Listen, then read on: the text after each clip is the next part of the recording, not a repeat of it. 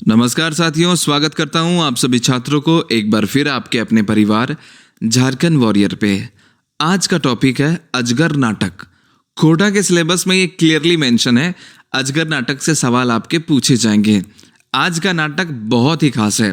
इस नाटक को शुरू करने से पहले आप तमाम छात्रों को सूचित कर देना चाहता हूं कि हमारी जो क्लासेस खोटा की चल रही है वो अब धीरे धीरे रफ्तार पकड़ने वाली है। अर्थात अब तक जो भी हमने कराया वो बिल्कुल स्लो मोड में कराया था ताकि आपकी तैयारी बेहतरीन तरीके से हो सके। अब जब एग्जामिनेशन डेट आपके करीब है, अब जान लीजिए कि आपका सिलेबस को जितना जल्दी हो सकता है हम उसको कवर करेंगे। आज का टॉपिक है अजगर। ये नाटक का तीसरा भाग है जो कि हम कवर करने जा रहे हैं, मतलब तीसरा नाटक हम कवर करने जा रहे हैं बेहतरीन तरीके से। इस नाटक को शुरू करने से पहले, जैसा कि मैं हमेशा करता हूं, प्रत्येक नाटक के मैं सबसे पहले सारांश बताता हूं और जितने भी उस नाटक में कैरेक्टर है उनसे आपको परिचित कराता हूं। ऐसा इसीलिए ताकि आने वाले वीडियोस में, आने वाले क्लासेस में जब मैं आपको विस्तार पूर्वक इस नाटक में ले जाऊंगा तब आपको समझने में बिल्कुल भी परेशानी ना हो। साथ ही साथ इस नाटक को कवर करने के बाद आपको इसके लेखक परिचय का पूरा परिचय वीडियो भी मिलेगा और उसका पीडीएफ भी मिलेगा, सो डोंट वरी। चलिए शुरुआत करते हैं आज की क्लासेस को, अजगर नाटक को। अगर आप में से कोई छात्र खोटा के क्लासेस को ज्वाइन करना चाहते हैं, आज ही डाउनलोड कीजिए झारखंड वॉरियर एंड्रॉयड ऐप और यहां से आप खोटा के क्लासेस को ज्वाइन कर सकते हैं। मिनिमम टाइप में आपको सिलेबस को कवर कराएंगे, साथ ही साथ बेस्ट कंटेंट और एकदम डिजिटल वे में आपको खोटा के भी सिलेबस को कवर कराएंगे। आज का जो नाटक है अजगर, वो चाबी काठी नाटक से मिलता जुलता है क्योंकि वहां पर भी एक महाजन दूसरे को धूम मचा करके रख देता है और आज के नाटक में भी कुछ इसी प्रकार से है। जी हाँ, ये नाटक एक गांव की कहानी की है, अर्थात एक गांव की है जहां पर अगनू लाला नाम का एक महाजन होता है। ये जो महाजन होता है वो बहुत ही शोषक महाजन है। मतलब क्या, दूसरे को देता है 50 रुपया और ठेपा मारा लेता है कि तुम 500 रुपया दिया है। तो ये बहुत ही बड़ा पैसा तो देता है दूसरा को, लेकिन चालबाजी करके ये क्या करता है, पैसा ज्यादा लिखवा लेता है कि तुमने ज्यादा पैसा दिया। किससे? अनपढ़ लोग से। जी हाँ, अगनू लाला गांव का शोषक है, महाजन है और ये जो काम करता है उसके मुंशी शारदा प्रसाद के साथ मिलकर के ये सुदखोरी का धंधा चलाता है। मैंने आप सभी को बताया कि 50 का 500 करके अनपढ़ लोगों को सादा कागज में अंगूठा लगा लेता है, फिर उसकी जो जमीन और जायदाद है उसको हड़प लेता है। वहीं पर गोबरा भी एक नाम का व्यक्ति है, एक किसान है जो कि इससे मारा हुआ है। मतलब कि अगनू लाला के सुदखोरी और ठगी के जाल में फंस करके ये कंगाल हुआ बैठा है। कौन? गोबरा। जान लिया आपने गोबरा कौन था भाई, अगनू लाला कौन था। गांव में पहरी बाबा नाम का एक भगत है जो गांव में अंधविश्वास फैला करके लोगों को ठगता है। इस नाटक में इस गांव में एक पहरी बाबा के नाम के भी परिचय दिया गया है, जहां पर क्या करता है, वो गांव के लोगों को अंधविश्वास फैला करके ठगता है। आपने भी जानते होंगे, आपके भी गांव में कोई होंगे जो आपको ठगने का काम करते होंगे, है ना। उसी प्रकार से इस गांव में भी है। साथ ही साथ मैं आपको बता देना चाहता हूं, इस नाटक में एक जालिम सिंह थानेदार है जो क्या करता है, अपना वर्दी का धौंस दिखा करके गरीबों का दोहन शोषण करता है। तो ये थानेदार का भी जो रोल है वो बहुत ही जबरदस्त है क्योंकि इसके पास वर्दी है, लोगों का ये भी ठगता है, उसको डरा धमका करके पैसा ले लेता है। भाई ये जालिम सिंह, ये सही में जालिम है। ये अगला जो कैरेक्टर है वो आता है अगनू लाला का बेटा। अगनू लाला का जो बेटा है उसका नाम है मंगरा, मंगरू भी कह सकते हैं। तो मंगरा जो है वो शहर से ऊंची शिक्षा को लेकर के आधुनिक और प्रगतिशील विचारों को अपनाए हुए है। वह अपने पिताजी की नीति और क्रियाकलापों का विरोधी है।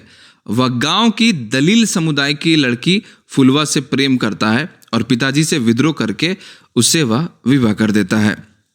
ये जो मंगरा है क्या किया, बाहर में पढ़ा लिखा, जब गांव आता है तब इसको इससे प्रेम हो जाता है। किससे? एक दलित समुदाय के लड़की फुलवा से। अब इसके जो पिताजी हैं वो बहुत क्रोधित हो जाते कि तू ओकर से शादियाँ कहिल कर ली, तो आर कोई नाम मिल लो, तू ओकरे से शादी कर ली, मेरा इज्जत का धजिया उड़ा दिया। ये सारा कुछ बोलता है अगनू लाला, लेकिन ये कुछ नहीं सुनता है। भाई ये तो प्यार में अंधा है और ये शादी कर लेता है, उसे प्रेम विवाह कर लेता है। ठीक है, उसके विद्रोह में जाकर के, अपने पिताजी के विद्रोह में। क्लियर है? बहुत ही शानदार।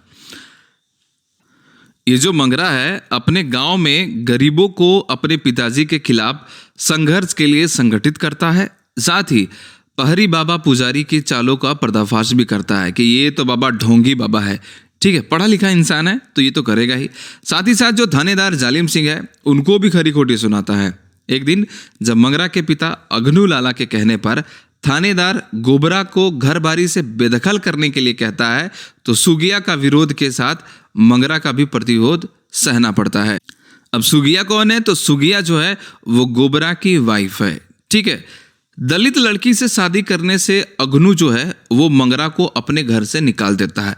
तो आज के बाद हमारे घर में ना रह भी, तो यहाँ से भाग। किस लिए? क्योंकि उसने दलित लड़की के साथ शादी किया था। मंगरा पहरी बाबा का पुजारी भगत का भी आंख का कांटा बन जाता है। अग्नू और भगत बाबा मिल करके थाना जाते हैं और थानेदार जालिम सिंह से मंगरा को सबक सिखाने का आग्रह करते हैं। थानेदार रिश्वत लेता है और मंगरा और उसके साथियों को डकैती के केस लाद करके अंदर करने का आश्वासन देता है। वो कहता है कि तोर बेटवा के अंदर कर दबो, ठीक हो, और ओकर पर डकैती के केस ला दबो।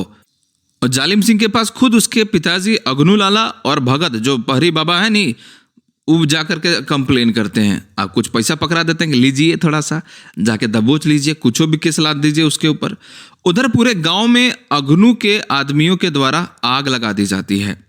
पुलिस मंगरा को पकड़ करके जेल में भर देता है और गांव के भीषण अग्निकांड में अग्नू लाला के मुंशी शारदा प्रसाद का भी घर चपेट में आ जाता है, जिससे उसके घर में सभी लोग जल के मर जाते हैं। शारदा प्रसाद जो रहता है उसका मुंशी, उसका हृदय परिवर्तन हो जाता है। वह भी अपने मालिक अग्नू लाला से बगावत कर गांव वालों का साथ देता है। गोबरा की पत्नी को दीदी मान लेता है और अपनी सारी संपत्ति उसे सौंप देता है। इधर मंगरा को फांसी की सजा होती है। उसकी पत्नी फुलवा हताश ना होकर के लड़ाई को जारी रखती है। उसे गोबरा, सुगिया, तेतरा, मांझी का भी पूरा साथ मिलता है और नए समाज के सूरज के उदय के संकेत के साथ नाटक का समापन हो जाता है। ये अजगर नाटक का जो अंतिम छोर तब आता है जब अग्नू लाला के लोग पूरे गांव में आग लगा देते हैं। बदकिस्मती से उसके जो मुंशी होता है, शारदा प्रसाद, उसका घर में भी आग लग जाता है और सारे लोग वहाँ पर मारे जाते हैं। अब जब सारे लोग मारे जाते हैं तो इसका भी हृदय परिवर्तन हो जाता है और ये भी सपोर्ट करने लगता है गांव वालों के साथ। अंतिम जो हुआ वो नए समाज की सूरज के उदय के संकेत के साथ इस नाटक का समापन हो जाता है। लेकिन पूरा मैं सारांश में नहीं बताऊंगा, ऐसा इसीलिए ताकि आप सबको नाटक में थोड़ा सा मज़ा भी आना चाहिए। तो मैंने आपको सारे कैरेक्टर को आपको बता दिया है, जितने भी कैरेक्टर महत्वपूर्ण थे, जैसे कि अग्नू लाला कौन था, महाजन था, मंगरा कौन था, लाला का बेटा था, अग्नू लाला का बेटा, शारदा प्रसाद कौन थे, जालिम सिंह कौन था, बाबा भगत, गोबरा और जो इम्पोर्टेंट सुगिया और फुलवा, ये मैंने आप सभी को बता दिया। उम्मीद करूंगा कि आपने कैरेक्टर को अच्छे तरीके से जान लिया है।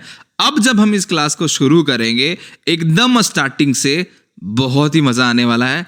आप सब बिल्कुल भी मत भूलिएगा इसको देखना, क्योंकि आपको तभी तो पता चलेगा कि ये जो मंगरा है वो कैसे बाहर में पढ़ने गया और कैसे गांव में आकर के इसको प्रेम हो गया और ये शादी कर लिया। साथ ही साथ अग्नू लाला क्यों जाकर के केस कर दिया अपना बच्चा पर कि जाओ इसको जाके दबोच लो, इसको डकैती का इल्ज़ाम लगा दो। उधर इसकी जो मंगरा की जो वाइफ है वो भी काफ़ी संघर्ष करती है, इस नाटक में यहाँ पर दिखाया गया है। बहुत ही इम्पोर्टेंट यहाँ पर रोल अदा किया गया है, यहाँ पर पेश किया गया है मंगरा की वाइफ। ठीक है, साथ ही साथ बाबा भगत और जालिम सिंह की थानेदारी भी आप इस नाटक में देखेंगे कि किस प्रकार से ये शोषण करता है गरीबों को, क्या कह करके पैसा ऐंठता है। ठीक है, उम्मीद करूँगा कि सारे कैरेक्टर आपको समझ में आ गया होगा। कल से इसकी क्लासेस शुरू हो जाएगी आपके ऐप पे। पहला क्लास आपके लिए रहेगा। उम्मीद करूँगा आप बेहतरीन तरीके से इसको समझेंगे। आज के लिए इतना ही, विदा लेते हैं, तब फिर हमारी मुलाकात होगी अगले क्लासेस में, जहाँ पर हम अजगर नाटक को बिल्कुल शुरुआत से शुरू करेंगे। कहाँ से? अग्नू लाला और आपके शारदा प्रसाद, उसके मुंशी के से हम शुरुआत करेंगे। मुझे इजाज़त दीजिए आज के लिए। धन्यवाद। Thank you so much.